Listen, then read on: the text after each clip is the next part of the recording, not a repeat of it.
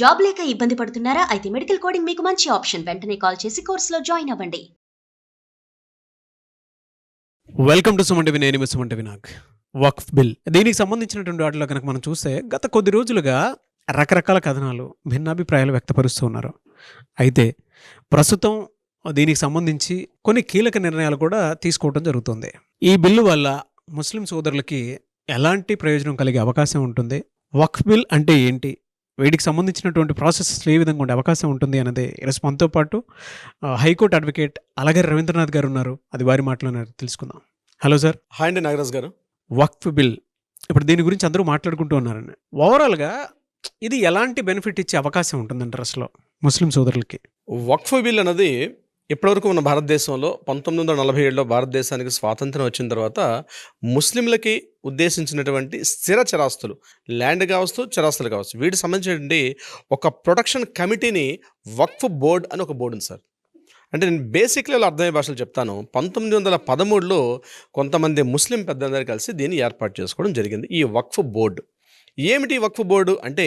వక్ఫ్ అంటే Arabic word ఏంటంటే చేయి కలుపుకుంటూ ఒకరికొకరు తోడ్పాటు అందించుకుంటూ ముందుకు వెళ్ళడం అన్న మీనింగ్ వస్తుంది, అరబిక్లో ఉన్నటువంటి మీనింగ్. ఏంటి వక్ఫ్ అంటే? ముఖ్యంగా తమకు ఉన్నటువంటి ఏదైతే ప్రాపర్టీ ఉంటుందో, ముస్లింల యొక్క మత సిద్ధాంతం ప్రకారం నేను చెప్తున్నాను, తమ ప్రాపర్టీని తమ తర్వాత వారసులకు అందజేసే విధంగా, అంటే కొడుకు, కూతురు, పిల్లలు అయిపోయిన తర్వాత పూర్వకాలం, అంటే ఇప్పుడు నేను చెప్పేది ఒక 20-30 ఇయర్స్ బ్యాక్ నేను చెప్తున్నాను, అప్పటి మనుషుల్లో కొంత దాతృత్వ భావన ఎక్కువ ఉండేది.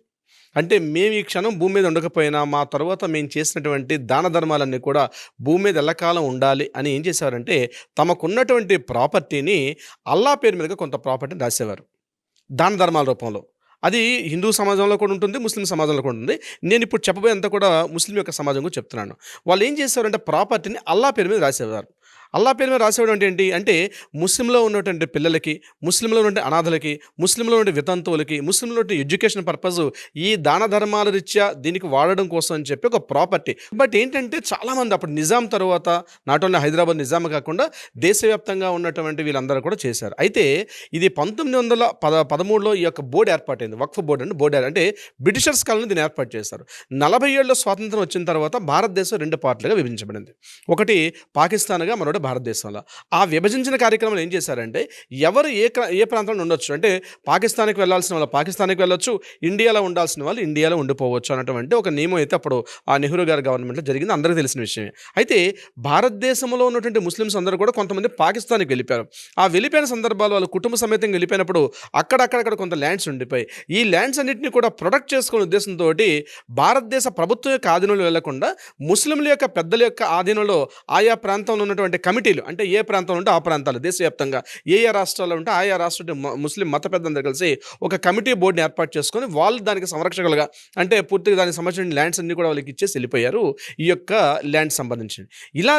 ఇలా ఎక్కడెక్కడైతే దేశవ్యాప్తంగా ఉన్నటువంటి ల్యాండ్లన్నీ అంచనా వేస్తే నాగరాజ్ గారు, నేను మీకు లెక్కలు చెప్తే మీకు ఆశ్చర్యం గొలిపే విస్తుగొలిపే విషయాలు ఉంటాయి. సుమారుగా దాని లెక్కలు వేస్తే మన రీసెంట్గా 2022లో ఒక వంశీ అని ఒక యాక్ట్ రావడం జరిగింది. వంశీ యాక్ట్ అంటే ఇది హిందూ యాక్ట్ కాదు సార్. వంశీ అంటే వక్ఫ్ బోర్డు సంబంధించిన ఒక యాక్ట్, వంశీ యాక్ట్ అంటారు దీన్ని. సిస్టమేటిక్ ఆఫ్ మేనేజ్మెంట్, అంటే వక్ఫ్ సిస్టమేటిక్ మేనేజ్మెంట్ అనేటువంటి అదొక యాక్ట్ ఫామ్ చేశారు.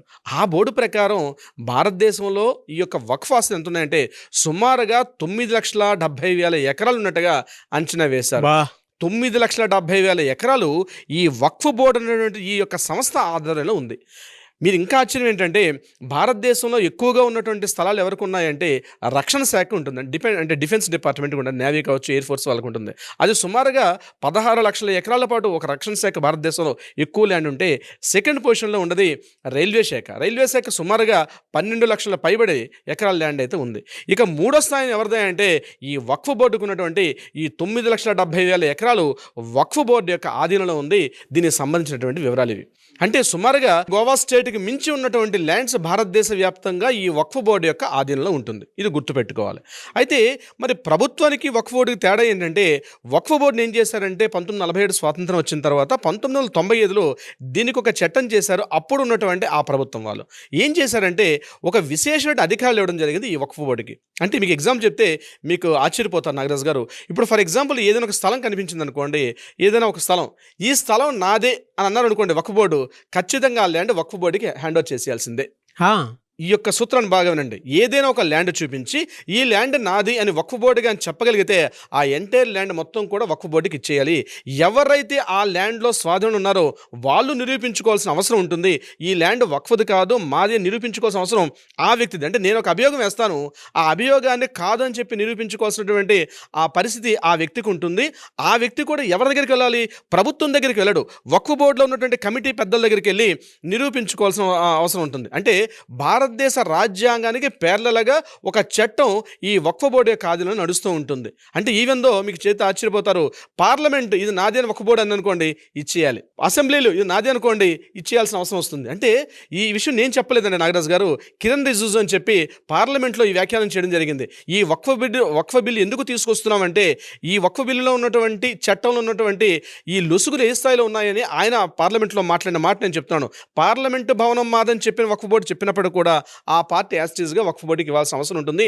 అంత భయంకరమైన చట్టం అని చెప్తూ ఆయన మాట్లాడే విషయాలు నేను మీతో చెప్పడం జరిగింది. అయితే ఇంకా ఏముంది వక్ఫ్ బోర్డులు అంటే, ఈ వక్ఫ్ బోర్డులో ఎవరైతే కమిషనర్ ఉంటారో ఈ కమిషనరే ఆ యొక్క వక్ఫ్ ల్యాండ్కి పూర్తి యొక్క దాని విశేష అధికారాలు కలిగి ఉంటారు. అథారిటీస్ అన్ని వాళ్ళ చేతిలో ఉంటుంది. పోనీ వాళ్ళైనా సరే ముస్లింల యొక్క కమ్యూనిటీ ఏదైతే ముస్లింల యొక్క ఉన్నారో వాళ్ళకైనా చేస్తున్నారంటే వాళ్ళు ఎక్కడా చేస్తున్నటువంటి ఆనవాళ్ళు ఎక్కడా కనిపించట్లేదు. అంటే ఎంతెంత ల్యాండ్ ఉన్నప్పటికీ కూడా వాళ్ళ అనాథ శరణాలయాలు కావచ్చు, వితంతువులకు కావచ్చు, లేకపోతే వాళ్ళ మదర్సాలు కావచ్చు, ఎడ్యుకేషన్ పర్పస్, లేకపోతే వాళ్ళ దర్గాలు, వీటికి సంబంధించి తక్కువ ఉంటుంది. ఎంతసేపు కూడా వాళ్ళు కొంతమంది కబ్జా అంటే ఎవరైతే పెద్దలు కొంతమంది వాళ్ళ హోల్డింగ్లో ఉండిపోయి దేశవ్యాప్తంగా ఈ 9,50,000 ఎకరాల్లో చాలా వరకు వాళ్ళ గుత్తాధిపత్యంలో ఉంటున్నాయి. దీనిలో ప్రభుత్వం ప్రశ్నించే అధికారాన్ని కూడా ప్రభుత్వానికి లేదు. దేశంలో ఏదైనా ఉంటే ఇప్పుడు ఒక ప్రాపర్టీ మీరు నన్ను అమ్మారు నాగరాజు గారు, ఈ ప్రాపర్టీ అమ్మితే మీరు నేను కలిసి రిజిస్ట్రేషన్ ఆఫీస్కి వెళ్తాం, రిజిస్ట్రేషన్ చేసుకుంటాం, మనకంటూ మన లెక్కలు గవర్నమెంట్ లెక్కల్లో ఉంటుంది. కానీ వక్ఫ్ బోర్డు యొక్క ల్యాండ్ అని చెప్తే ఆ వక్ఫ్ బోర్డుకి సంబంధించినటువంటి లావాదేవీలు కూడా ప్రభుత్వం యొక్క లెక్కల్లో ఉండదు. మీకు నాకు సంబంధించిన ప్రాపర్టీ ఉన్నా సరే వక్ఫ్ బోర్డే కాస్ట్ ఉంటుంది. అది అవునా కాదని డిసైడ్ చేసే అధికారం కూడా వక్ఫ్ బోర్డుగా ఉంటుంది. అది అవునా కాదా, ఆ ప్రాపర్టీకి సంబంధించిన ఏవైనా జరగాలంటే అక్కడ ఏమైనా స్కూల్స్ కట్టాలన్నా ఇతరత్ర ఏవైనా వ్యాపార కార్యక్రమాలు చేయాలంటే కూడా దాని మీద పూర్తి హక్కు అంతా కూడా వీళ్ళకే ఉంటుంది. సో ఇట్లాంటి ఒక భయంకరమైన చట్టం ఈ యొక్క వక్ఫ్ బోర్డు యొక్క చట్టం. ఇది ఎలా ఉంది అంటే ఇందులో వాళ్ళకు కూడా ఈ 9,50,000 ఎకరాల్లో కూడా ఎవరెవరికి ఎంత ఉందని చెప్పి రీసెంట్గా 2022లో నేను చెప్పిన వంశీ యాక్ట్ ఏది తీసుకొచ్చారో అది గవర్నమెంట్ ఇచ్చిన లెక్కల ప్రకారం నేను మీతో షేర్ చేసుకుంటాను నాగరాజు గారు. అందులో మసీదులకి 1,19,000 ఎకరాలు ఉందట. మసీదులకు మించి ఎక్కువ ల్యాండ్ దేని మీద ఉంది అంటే కబ్రస్థాన్ అంటే శ్మశానాలకి సుమారుగా 1,50,000 ఎకరాలు వాళ్ళ పేరు మీదుగా నమోదై ఉందట ఈ యొక్క ల్యాండ్ 9 లక్షల ఎకరాల్లో కూడా. ఇక మూడోది ఇమాంబాద్ అంటారు, లేకపోతే అసుర్షానా అంటారు. దీనిలో 17,000 ఆస్తులు ఉన్నాయి. మదర్సాలకి స్కూల్కి సంబంధించి ఒక 14,000 ఆస్తులు ఉన్నాయి. ఇక సమాధులు, దర్గాలు వీటికి సంబంధించి ఒక 30,000 ఎకరాలు ఉంది. ఇక వ్యాపార లావాదేవీలు ఒక 92,000 ఎకరాలు, వ్యవసాయ నిమిత్తం 1,400 ఎకరాల్లో మాత్రమే వ్యవసాయ సంబంధించినటువంటి లావాదేవీలు ఉన్నాయి. అంటే ఇదంతా కూడా లెక్కలు వేసిన తర్వాత తెలిసినటువంటి లెక్కలు, అధికారికంగా పార్లమెంట్లో అమిత్ షా గారు ప్రవేశపెట్టిన లెక్కలు నేను మీకు ఇప్పుడు షేర్ చేసుకున్నాను. అంటే వక్ఫ్ యొక్క ఆస్తులు ఈ 9,50,000 ఎకరాలు ఎక్కడ ఉందో దీని మీద వక్ఫ్ బోర్డులో వాళ్ళే పెద్దలు. అంటే మొదట్లో ఏం చేశారంటే దీని మీద ఈ వక్ఫ్ ఆస్తుల మీద ఆ లోకల్గా ఉన్నటువంటి ఇమాములు, ఆ పెద్దల అధికారులు ఉంటారు. ఇక రాజకీయ వ్యవస్థలు అందులో ఎంటర్ అయ్యి వాళ్ళు పూర్తిగా గుత్తాధిపత్యాన్ని ఏర్పాటు చేసి దీని మీద ప్రభుత్వానికి ఎటువంటి అజమాయిషీ లేదు. అంతేకాకుండా ఒకవేళ ముస్లిం వ్యక్తులు ఎవరైనా సరే దాని మీద క్లెయిమ్ చేసుకునే అధికారం కూడా వాళ్ళకి లేకుండా చేశారు వాళ్ళు. అంటే వాళ్ళు గుత్తాధిపత్యం అంటే ఒక ప్యారలల్ గవర్నమెంట్ మెయింటైన్ చేయడం అనమాట. వక్ఫ్ బోర్డు ఆస్తి అంటే ఇట్స్ ఎ ప్యారలల్ గవర్నమెంట్, ఒక ప్యారలల్ రెవెన్యూ డిపార్ట్మెంట్ మొత్తం కూడా వాళ్ళు మెయింటైన్ చేసుకున్నది ఈ వక్ఫ్ బోర్డు యొక్క ఆస్తి. ఈ వక్ఫ్ బోర్డు సంబంధించి ప్రధానంగా ఒక 7 సవరణలు అయితే చేయడం జరిగింది. అది చాలా ఇంపార్టెంట్ సవరణలు. ఆ 7 సవరణలు కూడా నేను మీతో షేర్ చేసుకుంటాను నాగరాజు గారు. డెఫినెట్గా. ముందుగా ఈ వక్ఫ్ బోర్డ్ అని ఏదైతే వర్డ్ ఉందో ఈ యొక్క నేమ్ మార్చడం జరిగింది. దాన్ని ఏం చేశారంటే United Waqf management and empowerment efficiency and development act 2025 అని టోటల్గా ఈ ఇంతకుముందు వక్ఫ్ అన్నటువంటి ఏదైతే వర్డ్ ఉందో దాన్ని ఇంత ఫుల్ లెంగ్త్గా మార్చడం కూడా జరిగింది. ఇది ఫస్ట్ పాయింట్, ఫస్ట్ సవరణ. రెండో సవరణ ఏంటంటే ఇంతకుముందు వక్ఫ్కి ల్యాండ్ రాసి ఇవ్వాలంటే ఎవరైనా రాసి ఇచ్చేసేవారు. అలా కాకుండా ఇప్పుడు ఏంటంటే అట్లీస్ట్ 5 years పాటు ఇస్లాం మతం యొక్క సిద్ధాంతాలని పూర్తిగా ఆచరిస్తున్న వ్యక్తి మాత్రమే రాసివ్వడానికి అధికారం ఉంటుంది. అతను 5 సంవత్సరాల పాటు ముస్లిం యొక్క మత సిద్ధాంతాల్లో ఖురాన్ని ఆచరించిన విషయాలు ఆయన పూర్తిగా ఫాలో అయిన వ్యక్తి మాత్రమే ఈ యొక్క వక్ఫ్కి ఆస్తి రాసివ్వడానికి అర్హత కలిగి ఉంటాడు.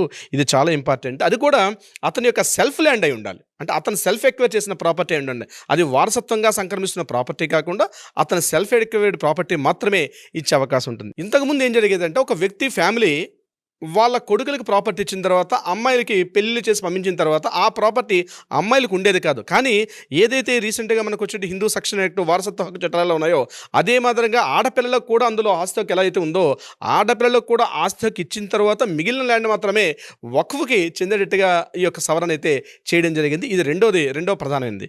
ఇక మూడోది ఏంటంటే వక్ఫ్ హలాల్ ఔలత్ అంటారు. అంటే ఏంటంటే వారసులు చూసుకుండేవారు. అంటే ఈ యొక్క వక్ఫ్ ల్యాండ్ ఇంతకుముందు ల్యాండ్ ఇచ్చేటప్పుడు 2 రకాలుగా ఉండేది. అంటే ఏంటంటే ఈ యొక్క ప్రాపర్టీని ఆ ప్రాపర్టీ వక్ఫ్కి ఇచ్చేవారు. ఇచ్చిన తర్వాత వాళ్ళకి సంబంధించిన వారసులు దాన్ని మెయింటైన్ చేయడం ఒక పార్ట్ ఉండేది. వారసులు లేకుండా పూర్తిగా వక్ఫ్ బోర్డే సంబంధించి ఉండేది. ఈ ఎవరైతే వారసులు చూసుకుంటారో దాన్ని వక్ఫ్ హలాల్ ఔలత్ అంటారు. దాన్ని ఏదైతే ఈ ప్రాపర్టీని కూడా ఇచ్చేటప్పుడు ఎవరు పడితే వాళ్ళు ఇవ్వడం కానీ దీనికి ఇవ్వడం కాకుండా దీనికంటే ఒక వ్యవస్థ, దానికి ఒక సిస్టమేటిక్ ఒక ఫార్మేట్ అనేది అది దగ్గరలో ఉన్నటువంటి ఇంక నేను నెక్స్ట్ చెప్పబోయే సవరణ దీనికి అనుగుణంగా ఉంటుంది.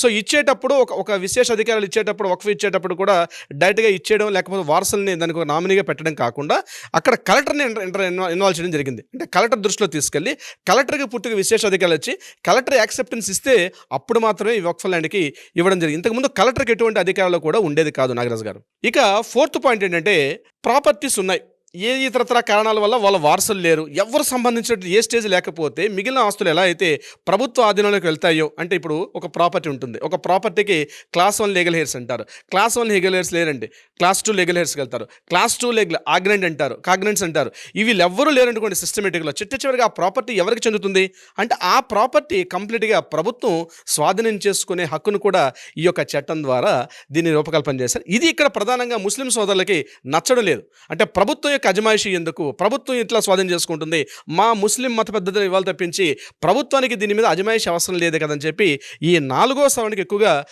నెగిటివిటీ బాగా స్టార్ట్ అయింది నాగరాజు గారు. ఇంకొక సవరణ ఏంటంటే దీంతో పాటు జరిగింది, ఇప్పటివరకు దేశవ్యాప్తంగా ఉన్నటువంటి ఎక్కడెక్కడైతే వీళ్ళ ఆస్తి వివరాలు ఉన్నాయో వీటన్నిటిని కూడా 6 months టైం పెట్టి 6 monthsలోగా ఇవన్నీ కూడా రిజిస్ట్రేషన్ చేసుకోవాలి. అంటే వక్ఫ్ బోర్డ్ అయినా లేకపోతే దానికి ఎవరైతే ఒక అధికారంగా కలిగి ఉన్నటువంటి వక్ఫ్ ఎవరైతే అథారిటీ డివిజన్ ఎవరైతే ఉంటారో వాళ్ళు ఇమీడియట్గా గవర్నమెంట్ రిజిస్ట్రేషన్స్కి వచ్చి ఒక రిజిస్ట్రేషన్ అథారిటీ డిపార్ట్మెంట్ ఏదైతే మనకి ఇప్పుడు రిజిస్ట్రేషన్స్ యాక్ట్ ఎలా ఉందో ఆ యాక్ట్ ప్రకారం ఎవరి ప్రాపర్టీ కొట్టుకుని ఇది వక్ఫ్ ల్యాండా కాదా అది రిజిస్ట్రేషన్ చేసేయమని చెప్పారు. టోటల్గా రిజిస్ట్రేషన్ డిపార్ట్మెంటే కొనుగోలు అమ్మకాలు ఇవన్నీ కూడా ఎట్లయితే మనకి ట్రాన్స్పరెంట్గా ఈసీ అని ఎట్లయితే కనిపిస్తాయో ఈరోజు భారతదేశ వ్యాప్తంగా ఉన్నటువంటి ఏదైతే టోటల్ ల్యాండ్స్ అన్నీ కూడా రిజిస్ట్రేషన్ డిపార్ట్మెంట్లో ఇంక్లూడింగ్ సర్వే నెంబర్స్ అన్నీ కూడా కల్పిస్తూ ఏదైతే వక్ఫ్ రిలేటెడ్ ల్యాండ్ ఉంటే ఆ వక్ఫ్ రిలేటెడ్ ల్యాండ్గా కనిపించాలి. ఇప్పుడు ఫర్ ఎగ్జాంపుల్ ఎండోమెంట్ ల్యాండ్స్ ఉంటాయి, దేవాదాయ ధర్మాదాయ శాఖ ల్యాండ్స్ ఉంటాయి. అవి ఎప్పుడైతే స్ట్రీమ్ లైన్ చేసుకున్నారో భారతదేశంలో చాలా చోట్ల 90% ఆఫ్ ఎండోమెంట్ ల్యాండ్స్ ఎక్కడైతే ఉంటాయో రిజిస్ట్రేషన్ డిపార్ట్మెంట్లో కనిపిస్తాయి. అదేవిధంగా వక్ఫ్కు సంబంధించిన ల్యాండ్స్ ఎక్కడ కూడా ఇప్పటివరకు ఎక్కడ కూడా ఈవెన్ ఒక స్క్వేర్ యార్డ్ కూడా మీకు ఎక్కడ గవర్నమెంట్ రికార్డ్స్లో కనిపించదు. కానీ ఈ సవరణ చేయడం ద్వారా ఏం తెలిసిందంటే టోటల్ ల్యాండ్ ఎంతైతే ఉందో దేశవ్యాప్తంగా ఏ ఊర్లో ఏ గ్రామంలో ఎట్లా ఎంత ఉందో టోటల్ ల్యాండ్ కూడా వక్ఫ్కు సంబంధించినటువంటి ఒక సిస్టమ్ కనిపించమని చెప్పి నమోదు చేయమని గవర్నమెంట్ ఒక సవరణ తీసుకొచ్చారు. ఇందులో ఇంకొక ప్రధానమైన విషయం ఏంటంటే దీనికి సంబంధించి వక్ఫ్ బోర్డులో ఇంతకుముందు స్త్రీలకు ప్రవేశం ఉండేది కాదు, ఇంక్లూడింగ్ ముస్లిమ్స్ అయినా సరే. కానీ బాడీ మెంబర్ ఆఫ్ బోర్డు ఉందో ఆ బాడీలో స్త్రీలకు కూడా ప్రవేశం చేశారు. ఇంకొక ఇంపార్టెంట్ పాయింట్ అంటే ఒక్క స్త్రీలకే కాకుండా నాన్ ముస్లిమ్స్ కూడా ఆ బోర్డులో మెంబర్షిప్ ఇవ్వాలి అట్లీస్ట్ అని చెప్పి ఒక సవరణ తీసుకొచ్చారు. ఎందుకు సవరణ తీసుకొచ్చారంటే వీళ్ళ 1995లో యాక్ట్ ఉంది. ఆ యాక్ట్ ప్రకారం ఏంటంటే ఏ ప్రాపర్టీ అని చూపించి ఇది సంబంధించిన వక్ఫ్ ల్యాండ్ అంటే ఇమీడియట్గా ఎట్లయితే ఆ ల్యాండ్ని తీసుకొచ్చి వక్ఫ్లో ఎట్లా కలుపుకుంటారో ఇక్కడ నాన్ ముస్లిమ్స్ ఇందులో ఉండేటప్పుడు కూడా అది క్రిస్టియన్స్ కావచ్చు, హిందూస్ కావచ్చు, ఇతరత్ర జైన్స్, బుద్ధిస్టులు ఎవరైనా సరే ఇక్కడ ఈ నాన్ ముస్లిమ్స్ ఇక్కడ ఎంట్రీ ఇచ్చేటప్పుడు నిజాలు అనేది కేవలం ముస్లిమ్స్ మతపద్ధతులు ఉండేటప్పుడు ఏమైందంటే అది టోటల్గా మాదే ల్యాండ్ అని చెప్పి ఒక ఇనానిమస్గా తీసుకునే అవకాశం ఉంటుంది. ఎప్పుడైతే నాన్ ముస్లిమ్స్ కూడా ఆ యొక్క బోర్డులో మెంబర్స్ ఉండగలిగితే ఇది నాన్ ముస్లిమ్స్ కూడా ఉండేటప్పుడు ఏమైందంటే ఒక ట్రాన్స్పరెన్సీ ఉండే అవకాశం ఉంటుంది. ఆ ఉద్దేశంతో ఇద్దరు నాన్ ముస్లిమ్స్ని కూడా ఆ బోర్డు మెంబర్షిప్లు ఉండేటట్టుగా ఒక సవరణ తీసుకొచ్చారు.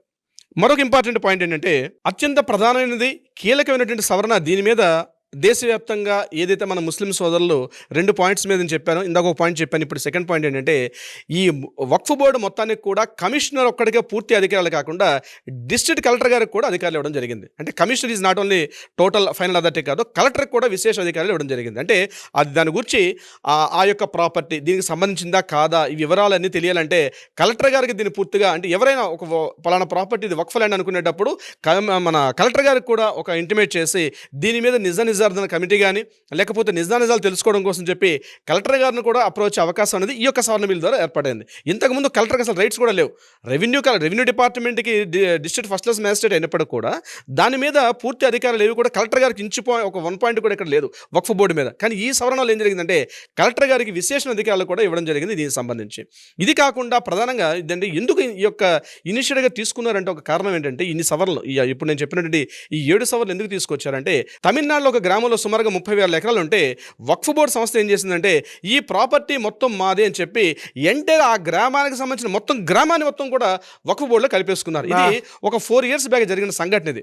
దాని మీద ఇప్పటికి కూడా సుప్రీంకోర్టు వరకు వాదోపవాదాలు జరుగుతున్నాయి. బట్ ఈ యాక్ట్ ఎప్పుడైతే కఠినంగా ఉందో కోర్టులు కూడా ఈ యాక్ట్ని ఇంపోజ్ చేసే పనిలో ఉంటే తప్పించి యాక్ట్కి అంటే పార్లమెంట్లో కానీ అసెంబ్లీలో చేసిన చట్టాలకు వ్యతిరేకంగా తీర్పులు ఇచ్చే అవకాశం సుప్రీంకోర్టు కూడా లేదు. కొన్ని సందర్భాల్లో జడ్జిమెంట్స్ ఇస్తాయి కానీ తీర్పులు మాత్రం ఇచ్చేటప్పుడు యాక్ట్కి అనుకూలంగా ఇవ్వాల్సి వస్తుంది. కానీ ఈరోజు తమిళనాడులో ఆ గ్రామం మొత్తం కూడా వక్ఫ్ బోర్డులో కలిసిపోవడం వల్ల ఇటువంటి రాబోయే రోజుల్లో మిగిలిన చోట్ల జరిగే అవకాశం ఉంటుందని చెప్పి ఒక పారదర్శకత ఒక ట్రాన్స్పరెన్సీ అన్ని చోట్ల ఉండాలి. ముఖ్యంగా ఈ భూముల విషయంలో ముస్లింలు ఈ రోజు కూడా దేశవ్యాప్తంగా ఉన్న చూసినట్లయితే ఇప్పటికి కూడా అణగారిన వర్గాలు ఎంత దారుణంగా ఈరోజు వాళ్ళకి వితంతువులు కావచ్చు ఫుడ్ ఎడ్యుకేషన్ విషయంలో చాలా అణగారు ఉన్నారు. కాబట్టి వాళ్ళు కూడా ఒక స్టేటస్ తీసుకొచ్చే ఉద్దేశంతో ఈరోజు భారత ప్రభుత్వం ఈ చట్టాన్ని మేము తీసుకొస్తున్నామని చెప్పి చెప్పడం జరిగింది. అయితే ఇంకొక ఇంపార్టెంట్ పాయింట్ నాగరాజు గారు, ముఖ్యంగా మనం ట్రైబల్ ఏరియాస్కి వెళ్ళామనుకోండి, గిరిజనులకు ప్రత్యేక విశేష అధికారులు అంటే ట్రైబల్ యాక్ట్స్ ఉంటాయి. కానీ ఎంత దారుణం అంటే ఈవెన్ దో ట్రైబల్ ల్యాండ్స్ని కూడా అంటే గిరిజనుల హక్కులు ఏదైతే కొండ ప్రాంతాల్లో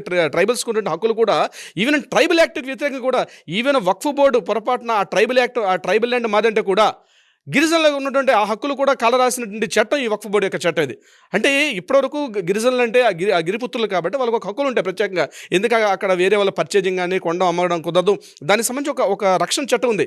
కానీ గిరిజన చట్టాలు అంటే గిరిజన యొక్క ల్యాండ్స్ విషయంలో కూడా వాళ్ళ ల్యాండ్స్లో కూడా ఎంటర్ అయిపోయే హక్కు ఈ యొక్క చట్టాన్ని కల్పించడం జరిగింది, ఈ యొక్క వక్ఫ్ బోర్డు చట్టం. అందుకే దాన్ని కూడా సవరణ చేశారు.